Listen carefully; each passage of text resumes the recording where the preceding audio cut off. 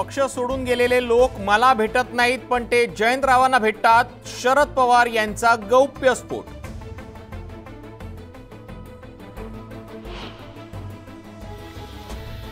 नवी मुंबईतल्या कामोठेमध्ये सॉस बनवणाऱ्या कंपनीवर मनसेची धाड. निकृष्ट पदार्थापासून सॉस बनवला जात असल्याचं उघड.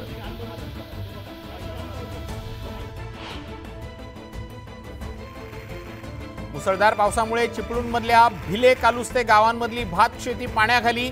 5 ते 6 हेक्टर शेती पाण्याखाली गेल्यानं परिसराला नदीचं स्वरूप.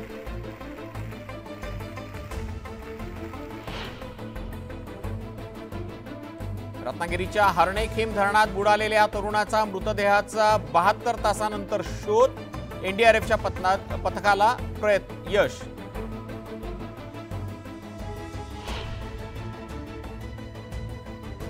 जुन्नरच्या ब्रिटिशकालीन बंधाऱ्याचं पाणी अडवल्यानं शेती पाण्यात. 3 वर्ष भरपाई न दिल्यानं दिव्यांग शेतकऱ्याचं आमरण उपोषण.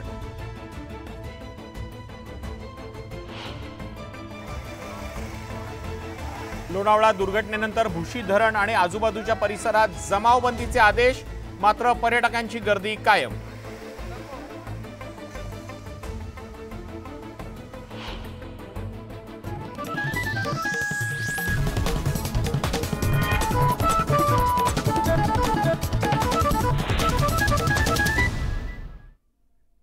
नमस्कार, मी तुषार शेटे. बातमी 36 जिल्ह्यांची या बुलेटिनमध्ये आपलं स्वागत. आता पाहूयात बातम्या संक्षिप्त स्वरूपात.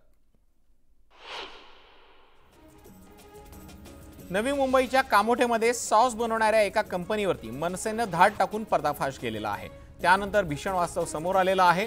निकृष्ट पदार्थापासून हा सॉस तयार केला जात होता. इतकंच नाही तर त्यासाठी वापरलं जाणारं पाणी सुद्धा दूषित होतं.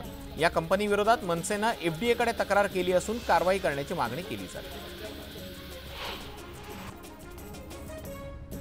चिपळूणमधल्या भिले कालुस्ते या गावांमधली भात शेती पाण्याखाली गेलेली आहे. 5 ते 6 हेक्टर शेती पाण्याखाली गेल्यानं या भागाला नदीचं स्वरूप प्राप्त झालंय. पाणी असंच राहिल्यास भात शेतीचं मोठं नुकसान होण्याची शक्यता आहे. रत्नागिरी जिल्ह्यातल्या हरणेखेम धरणात रविवारी बुडालेल्या कल्पेश बटावळे या मुलाचा मृतदेह एनडीआरएफच्या टीमनं शोधून काढलेला आहे. 3 दिवसांपासून कल्पेश बेपत्ता होता. अखेरीस आज एनडीआरएफच्या टीमनं कल्पेशचा मृतदेह धरणातून बाहेर काढला.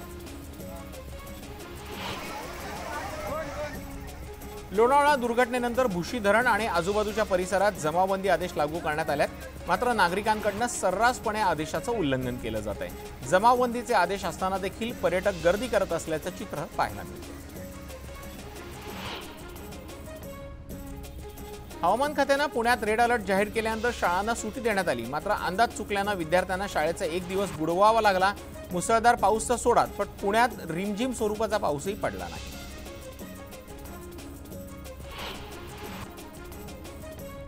भुसावळ शहरात पावसामुळे गांधी चौक परिसरातल्या जुन्या इमारतीचा काही भाग कोसळल्याची घटना घडलेली आहे. या घटनेमध्ये कोणतीही जीवितहानी झाली जरी नसली तरीही एका टपरीचं नुकसान झालंय. शहरात 80 इमारती जीर्णावस्थेत असून त्या पाडण्याची मागणी केली जाते.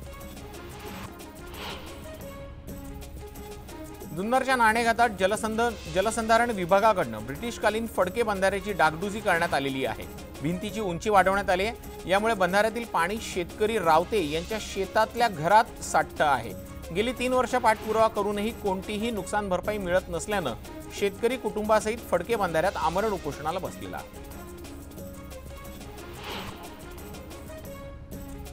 श्रीरामपूर पोलिसांविरोधात एकाच दिवशी 2 ठिकाणी उपोषण करण्यात आलेलं आहे. शहरात राजरोसपणे सुरू असलेल्या अवैध व्यवसायांसह गुन्हेगारांना पाठीशी घालणाऱ्या पोलीस कर्मचाऱ्यांवरती निलंबनाची कारवाई करावी या मागणीसाठी मनसे आणि भीमशक्ती संघटनेनं उपोषण केलं. जालन्याच्या बदलापूर तालुक्यातल्या अंबड गावात सुरू असलेल्या अवैध दारू विक्रीमुळे नागरिक त्रस्त झाले. दारूबंदीसाठी महिला आणि पुरुषांनी पोलीस अधीक्षक कार्यालयासमोर ठिय्या आंदोलन केलं. आंदोलनानंतर पोलीस अधीक्षकांनी अवैध दारू विक्रीवरती कारवाईचं आश्वासन दिलं. मुक्ताईनगरमध्ये मुख्यमंत्री माझी लाडकी बहीण योजनेसंदर्भात आमदार चंद्रकांत पाटील यांनी आढावा बैठक घेतली. या बैठकीमध्ये योजनेसाठी फॉर्म भरताना लागणारी कागदपत्र, पात्रता तसंच फॉर्म कशा पद्धतीने भरता येईल या संदर्भात मार्गदर्शन केलं गेलं.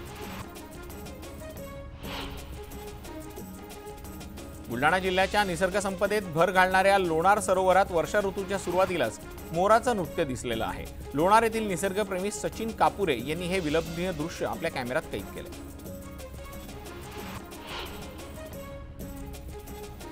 नागपूरच्या अमरनगरमधील दिलीप यादव यांच्या घरी जाऊन ब्राऊन कोब्रा जातीची 14 पिल्लं आढळलेली आहेत। सर्पमित्रांनी या पिलांना नैसर्गिक अधिवासात सोडलेलं आहे। जहाल विषारी असलेल्या या सापाची 14 पिल्लं आढळल्यानं परिसरात दहशतीचं वातावरण आहे।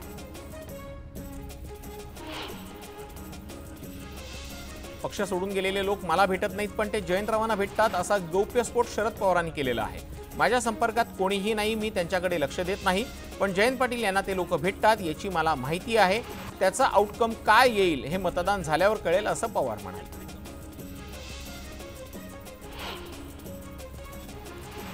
लातूरमधल्या स्वामी विवेकानंद यांच्या पुतळ्याला पुष्पहार घालून अभिवादन करताना जरांगेंनी शांतता रॅलीला सुरुवात केली।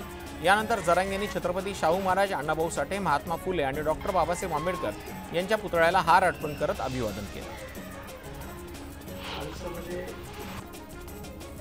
वसंत मोरेंनी शिवसेना उद्धव बाळासाहेब ठाकरे गटात प्रवेश केलाय। मातोश्रीवरती उद्धव ठाकरेंच्या उपस्थितीत वसंत मोरेंनी हाती शिवबंधन बांधले। 16व्या वर्षी मी शिवसैनिक झालो, माझा शिवसेनेत प्रवेश नाही, मी घरी परत आलोय अशी प्रतिक्रिया वसंत मोरेंनी पक्षप्रवेशानंतर दिलेली आहे। मी स्वगृही परतल्याची भावना मोरेंनी व्यक्त केली। वसंत मोरे परिपक्व होऊन परतलेले आहेत। बाहेरच्या पक्षात किती मान मिळाला हे मोरेंना कळालंय असं म्हणत उद्धव ठाकरेंनी राज ठाकरेंवर निशाणा साधला। पुण्यात शिवसेना वाढवून पाहिजे, पुणे सत्ता बदलाचं केंद्र असलं पाहिजे असं म्हणत ठाकरेंनी वसंत मोरेंवरती पुण्याची जबाबदारी सोपवली। उद्धव ठाकरेंना मजबूत शिवसैनिक मिळाला, खूप दिवसांनी पाऊस झाला आणि वसंतही फुलला अशी प्रतिक्रिया संजय राऊतांनी दिलेली आहे। वसंत मोरेंमुळे आता पुण्यात ठाकरे गटाची ताकद वाढणार असल्याचं वक्तव्य संजय राऊतांनी केलंय। शिवसेना मंत्री उदय सामंत आणि शंभूराज देसाई यांच्या पाठोपाठ पक्षाचे प्रतत भरतशेठ गोगावले यांनी विधानभवनात मुख्यमंत्री एकनाथ शिंदे यांच्यासोबत चर्चा करून बाहेर पडलेले आहेत। विधान परिषद निवडणुकीत कोणताही दगाफटका नको, तसेच आमदारांच्या मताची गोळाबेरीज करण्यासाठी या तिन्ही नेत्यांवरती मुख्यमंत्री एकनाथ शिंदे यांनी विशेष जबाबदारी सोपवली असल्याची माहिती सूत्रांनी दिली आहे। सिंधुदुर्गात पावसामुळे आंबेरी पुलाला मोठं भगदाड पडलेलं आहे, त्यामुळे 27 गावांचा संपर्क तुटलाय। याच मुद्द्यावरून स्थानिक आमदार वैभव नाईक आक्रमक झाले। त्यांनी घटनास्थळी भेट देत मार्गाचं काम पूर्ण न झाल्यास अधिकाऱ्यांना घेराव घालण्याचा इशारा दिला। सिंधुदुर्ग जिल्ह्यात मुसळधार पावसामुळे एक मध्यम प्रकल्प असलेलं कोर्ले सातंडी धरण आणि 12 लघु प्रकल्प असलेली शिवडाव, आंबोली, हातेरी ही धरणं 100% भरून वाहू लागलेली आहेत। रत्नागिरी जिल्ह्यातील ताडील बांतिवरे रोडवर 3 ठिकाणी दरड कोसळले, त्यामुळे 15 गावांचा संपर्क तुटला असून जनजीवन विस्कळीत झालेलं आहे। प्रशासनाकडून दरड हटवण्याचं काम युद्धपातळीवरती सुरू आहे, मात्र ही भली मोठी दरड हटवण्यासाठी 4 ते 5 दिवसांचा कालावधी लागण्याची शक्यता आहे, त्यामुळे इथल्या नागरिकांमध्ये भीतीचं वातावरण आहे। कोल्हापूर जिल्ह्यात गेले 15 दिवस पडत असलेल्या मुसळधार पावसानं पंचगंगा नदी दुथडी भरून वाहती आहे, तर पंचगंगा नदी शेजारी असलेल्या शेतातही नदीचं पाणी साचलेलं आहे। पंचगंगा नदी परिसरात वाढणाऱ्या पाण्याचं आणि नदीपात्राचं विहंगम दृश्य ड्रोनच्या माध्यमातून टिपण्यात आलेलं आहे। बुलढाण्यातील खामगाव मतदारसंघातल्या खामगाव आणि शेगाव या तालुक्यांमध्ये ढगफुटीसदृश पावसामुळे शेतीचं मोठं नुकसान झालं। यावेळेला भाजपाचे आमदार आकाश फुंडकर यांनी पाहणी केलेली आहे। तातडीनं मदत मिळवून देण्याचं आश्वासन सुद्धा त्यांनी केलं।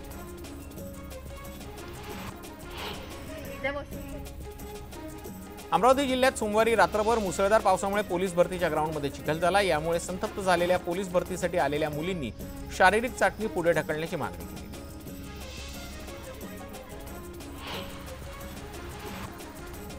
बीड जिल्ह्यात मध्यरात्री जोरदार पावसानं हजेरी लावली। गेल्या 10 दिवसांपासून दडी मारलेल्या पावसानं पुन्हा हजेरी लावल्यानं पिकांना जीवनदान मिळालेलं आहे, त्यामुळे बळीराजा सुखावला। राज्यातील काही भागात मुसळधार कोसळत असताना दुसरीकडे नाशकात अद्यापही पावसाची प्रतीक्षा आहे। मागील काही दिवसांपासून अधूनमधून होणाऱ्या पावसामुळे पाणी सध्या 2 ते 3% वाढ झाली। छत्रपती संभाजीनगरातील पैठण तालुक्यात पावसानं अद्यापही जोर धरलेला नाहीये, त्यामुळे भर पावसाळ्यातील पैठण शहराला भीषण पाणी टंचाईला सामोरं जावं लागतंय। पावसाळा सुरू झाल्यापासून 71 गावांमधले बंद केलेले 91 टँकर पाऊस न पडल्यानं पुन्हा सुरू करावे लागलेले आहेत। त्यामुळे पैठण तालुक्यातले नागरिक आक्रमक झालेत। मुसळधार पावसामुळे पिंपरी चिंचवडच्या मोशी बाजारात टोमॅटोच्या दरात घसरण झालेली आहे। 60 ते 70 रुपये किलोने विकलेले जाणारे टोमॅटो आता 40 रुपयांपर्यंत खाली आलेले आहेत। मात्र येत्या काळात टोमॅटोच्या दरात वाढ होऊन टोमॅटो 100 पार करतील असा विश्वास व्यापाऱ्यांनी वर्तवलेला आहे। नाशिक जिल्ह्यात पावसानं दडी मारल्यानं संपूर्ण जिल्ह्यावरती पाण्याचं संकट ओढवलंय। त्यातच शेतीसाठी पाणी नसल्यानं भाजीपाल्याचे दर गगनाला भिडलेले आहेत। बाजार समितीत कोथिंबीरीची जुडी 100 रुपयांना मिळते, तर मेथी आणि टोमॅटोचे दर 60 रुपयांवरती गेलेले आहेत। रत्नागिरी जिल्ह्यात बाणतिवरे नदीला पूर आलेला आहे, त्यामुळे नदी किनाऱ्यावरील भाजीपाला तसंच भात शेती पाण्याखाली गेलेली आहे। प्रशासनानं तातडीनं पंचनामे करून नुकसान भरपाई द्यावी अशी मागणी शेतकरी करत आहेत।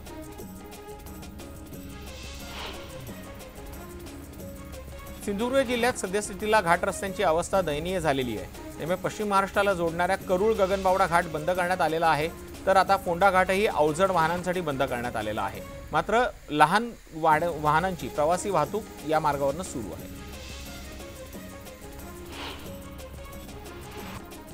प्रोबेशनरी अधिकारी पूजा खेडकर यांची अखेर बदली करण्यात आलेली आहे। वाशिम जिल्हाधिकारी कार्यालयात त्यांची बदली झालेली आहे। खेडकरांच्या अवास्तव मागण्यांमुळे त्यांची पुण्याच्या जिल्हाधिकाऱ्यांकडे तक्रार करण्यात आलेली होती।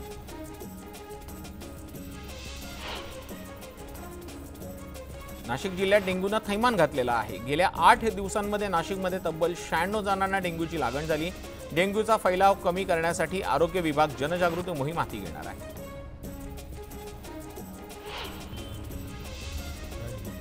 राष्ट्रीय स्वयंसेवक संघाच्या रेशीमबागमधल्या स्मृती मंदिरात पोलिसांकडून मॉकड्रिल करण्यात आलेलं आहे। दहशतवाद्यांच्या हिटलिस्टवरती स्मृती मंदिराच्या सुरक्षेच्या तपासणीच्या दृष्टीने हे मॉकड्रिल करण्यात आलं। जालना जिल्ह्यातील भोकरदन सिल्लोड महामार्गावरती शेतकऱ्यांनी रास्ता रोको आंदोलन केलंय। यावेळेला दुधाला 45 रुपये हमीभाव देण्याची मागणी करण्यात आली। दरम्यान आपल्या मागण्या मान्य न झाल्यास आणखी तीव्र आंदोलन करण्याचा इशारा देण्यात आला। फुलंब्रीमध्ये शेतकऱ्यांच्या दुधाला भाव मिळावा यासाठी काँग्रेसच्या वतीनं दूध दराच्या वाढीसाठी आंदोलन करण्यात आले। दूध उत्पादक शेतकऱ्यांसाठी काँग्रेसचे कार्यकर्ते रस्त्यावरती उतरले। यावेळेला छत्रपती संभाजीनगर जळगाव राष्ट्रीय महामार्ग रोखून धरण्यात आला। दुधाला सरसकट 40 रुपये भाव द्यावा अशी मागणी सरकार करते आहे। लाडकी बहीण योजनेचे अर्ज भरण्यासाठी सेतू केंद्र चालकांना विनाशुल्क अर्ज भरण्याचे आदेश देण्यात आले। मात्र सेतू केंद्र चालकांना इतर खर्च असताना मोफत अर्ज भरणं परवडत नाहीये, त्यामुळे कोपरगाव तालुक्यातल्या सेतू केंद्र चालकांनी कामबंद आंदोलन केलेलं आहे। पंढरपुरातील व्यापारी आणि पालिका प्रशासनामधला वाद आता चांगला चिघळलेला आहे। अतिक्रमण हटाव मोहिमेदरम्यान व्यापाऱ्यांना मारहाण केल्याप्रकरणी व्यापाऱ्यांनी निषेध आंदोलन केलंय। आषाढी वारीच्या पार्श्वभूमीवरती व्यापारी, पालिका आणि पोलीस प्रशासनामध्ये तणावाचं वातावरण पाहायला मिळते। अहमदनगर जिल्ह्याचं विभाजन करून श्रीरामपूर जिल्हा मुख्यालय व्हावं या मागणीसाठी प्रांत कार्यालयासमोर सर्व पक्षीयांच्या वतीनं निदर्शनं करण्यात आली आहेत। याआधीही अनेक वेळा आंदोलन करण्यात आली, मात्र दखल न घेतल्यानं 15 जुलैला श्रीरामपूर बंदची हाक देण्यात आलेली आहे। यावेळेला कृती समितीच्या वतीनं तीव्र आंदोलनाचा इशारा देण्यात आलेला आहे। पुण्यातल्या नवीन टर्मिनल सुरू करण्यासाठी शरद पवारांच्या राष्ट्रवादीनं आंदोलन केलेलं आहे। नवीन टर्मिनल समोरच राष्ट्रवादीनं निदर्शनं केलेली आहेत। पंतप्रधान मोदींच्या हस्ते उद्घाटन झालेलं टर्मिनल अद्यापही बंद असल्यानं शरद पवार गट आक्रमक झाल्याचं पाहायला मिळालं। प्रेम प्रकरणातनं विवाहितेनं आत्महत्येचा प्रयत्न केल्याची घटना नाशिकच्या सातपूर परिसरात घडलेली आहे। सातपूर पोलीस स्टेशन समोरच हाताची नस कापून महिलेनं आत्महत्येचा प्रयत्न केलेला आहे। सदर महिलेला पोलिसांनी रुग्णालयात दाखल केलेलं आहे। महिलेवरती रुग्णालयात उपचार सुरू आहेत। नाशिकमध्ये मद्यपी चालकाला बेदम मारहाण करण्यात आलेली आहे। 2 दिवसापूर्वी या मद्यपी चालकानं 6 ते 7 गाड्यांना धडक दिली होती, त्यामुळे संतप्त नागरिकांनी या चालकाला पकडून चोप दिलेला आहे। हा व्हिडिओ सोशल मीडियावरती व्हायरल होतो। छत्रपती संभाजीनगरच्या पाचोड स्थानकामध्ये महिला वाहकांना प्रवाशाला मारहाण केलेली आहे। बस थांबवण्यासाठी महिला वाहकांना नकार दिल्यानंतर प्रवासी आणि वाहकांमध्ये बाचाबाची झाली। या बाचाबाचीचं रूपांतर हाणामारीत झालं। महिला वाहकांना थेट कांचिलात प्रवाशाच्या लगावल्यानं जोरदार वाद सुरू झाला। भिवंडी शहरातील शांतीनगर परिसरात गौसिया मस्जिद या परिसरामध्ये पिसाळलेल्या कुत्र्यानं हैदोस घातलेला आहे। या कुत्र्यानं शाळा सुटल्यानंतर घरी जाणाऱ्या विद्यार्थ्यांवरती हल्ला चढवत जवळपास 25 ते 30 विद्यार्थ्यांचा चावा घेतलाय। विद्यार्थ्यांवरती रुग्णालयात उपचार सुरू असून त्यातील दोघांची प्रकृती गंभीर आहे। या घटनेनंतर संतप्त झालेल्या नागरिकांनी पिसाळलेल्या कुत्र्याला दगडानं ठेचून ठार केलेला आहे। पिंपरी चिंचवडमध्ये प्रेमसंबंधातून मित्राच्या मदतीनं प्रेयसीने तिच्या प्रियकराला दगडानं ठेचून मारहाण केलेली आहे। यात प्रियकर गंभीर जखमी झालेला आहे। चिखली पोलीस ठाण्यात प्रेयसी आणि तिच्या मित्राविरोधात गुन्हा दाखल करण्यात आला आहे। कोल्हापुरातील लक्ष्मीपुरी येथे तरुणाच्या 2 गटात फ्रीस्टाईल हाणामारी झालेली आहे। 4 ते 5 जणांकडून तिघांना बेदम मारहाण करण्यात आलेली आहे। या मारहाणीचं कारण अस्पष्ट असून हा व्हिडिओ सोशल मीडियावरती व्हायरल होतोय।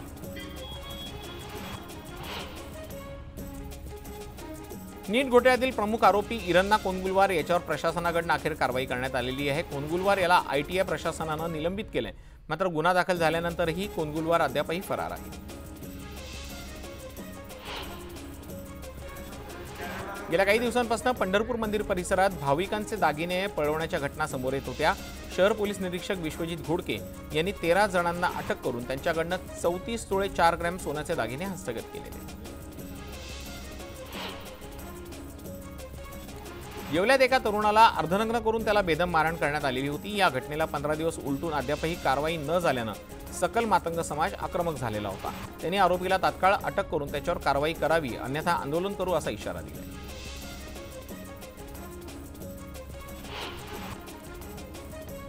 बातमी 36 जिल्ह्यांची मध्ये वेळ झालेली आहे। एका छोट्याशा ब्रेकची तुम्ही कुठेही जाऊ नका, पाहत राहा न्यूज 18 लोक।